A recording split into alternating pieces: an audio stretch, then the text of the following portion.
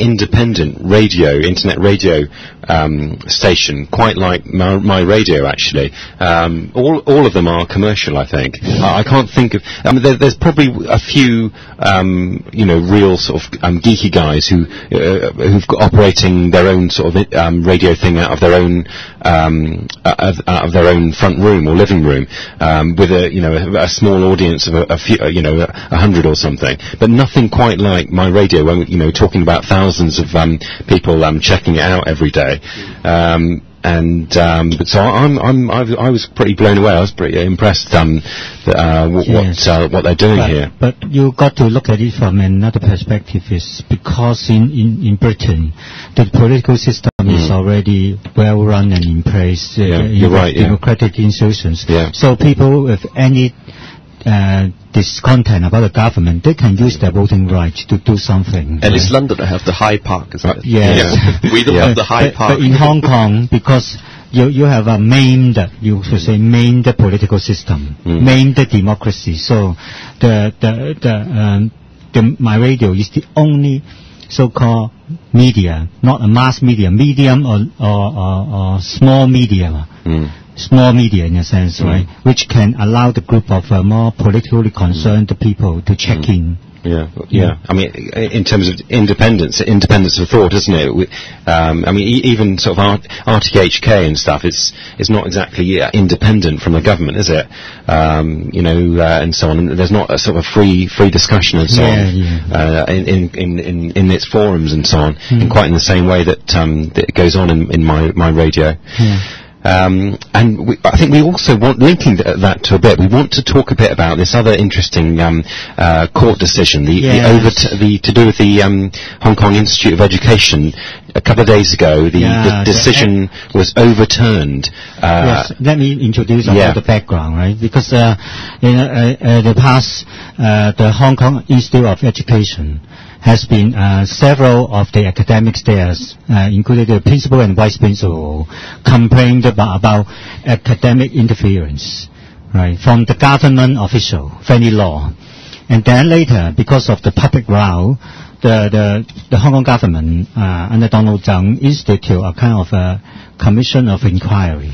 And then this commission of inquiry, after lengthy inquiry process, spending millions, tens of millions of dollars, finally relieved of the chief of the EMB, of his guilt in terms of academic interference. Right? That means after Lee was relieved of his guilt, right? But then Fanny Law was found guilty of academic interference. Right? But then the government lodged another appeal, asked for a judicial review of this decision. And then it's just last Friday, it turns out that the government win in this judicial review. Now, let me introduce also the background, is because it seems that obviously from a superficial view, the Commission of Inquiry's recommendation that government officials should not contact an academic or to discuss or to even argue with him for any ideas. The government is saying that the Commission of Inquiry's recommendation is forbidding this part, which is forbidding the freedom of speech of government officials. Now, in my own opinion, this part is well placed. That means, in a sense, the Commission of Inquiry is not sensitive enough in its recommendation. That's why it leaves some leeway for the government to log on in order to lodge an appeal. But then the second part is misplaced. The judge is saying that Fanny Law has not done a kind of threat to a certain scholar. So that's why she is relieved of her guilt of academic interference. This part is not well placed. That means it's quite wrong.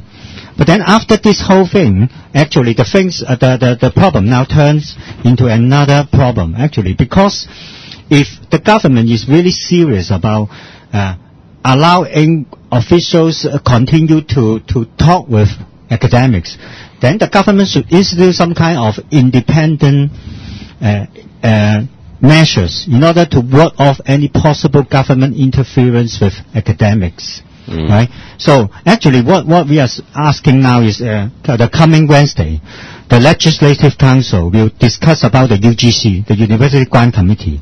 And actually the Wong Yuk Man of the LSD is going to propose that the government scrap the UGC and replace it with a kind of independent grant body, which complies with the civil society as a whole, including the students, the professors, and the university administration, and also public figure. What this want to do is trying to build a firewall between the government officials and the academics, so that even in the future, when government officials argue with an academics, he in no way can interfere with the academics' livelihood or his tenure or all kinds of things. So actually, it will effectively kill the problem. Yeah. I mean, you are actually an academic yourself, Dr. Yes, Chan. yes. Can you imagine? I mean, how would you respond, or if you found out if Fanny Law is coming to me, right? Well, she's not the she's not the education boss anymore. But let's say it's Mr. Swen, isn't it? Yeah. The education boss now. Yeah. If he calls you up, okay, and said, right, Dr. Chan, certainly I would be very alarmed. You would not be happy about that, would you? Yes, because nowadays the UGC actually is under the sway of Mr. Swan. So if Mr. Swan is going to reprimand me in anything, that means saying that you are doing wrong in these things, I must think serious about retracting from that position or that activity, because he's going to influence the UGC, and then the UGC is going to influence my university's administration, and then I will be at peril.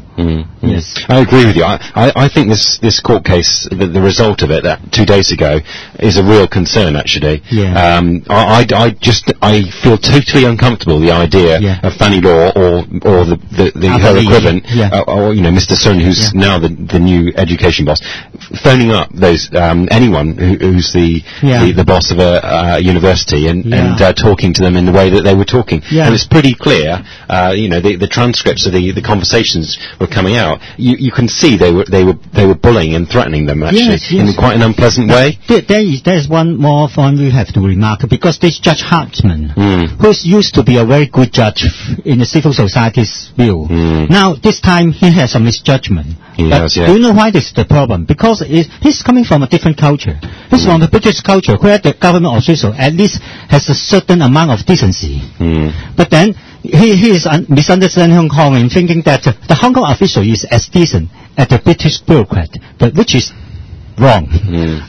This is the problem. So his judgment is saying that if a bureaucrat is saying that I'll kill you in 1 year, he said that is a bully. If he said that I will kill you in 3 years' time, he said that is not a bullying, but which is very wrong in Hong Kong's case, because the UGC is actually granting triennium grants. That means he's going to kill you in next 3 years' time. Yeah, the government should see The Godfather and know how the mafias run. They run like a mafia, and they call people up.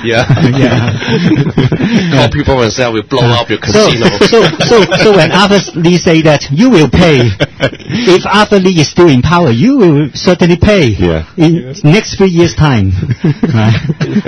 But Hartman is missing this point exactly. Yeah, I mean it's an interesting judge actually. I mean you're right. He used to be, very civil. And quite independent. But it's a concern, I think, that that particular judge gave that particular judgment actually. And I can see why the media kind of highlighted it was him who was involved actually, and so on. But I think the media need to watch the judges quite carefully, I think, and highlight the particular personality of the judges concerned, I think.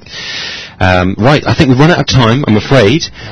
Thank you to Kenneth Lee for coming in, and see you next time. Okay, bye. Thank you. Bye. Bye.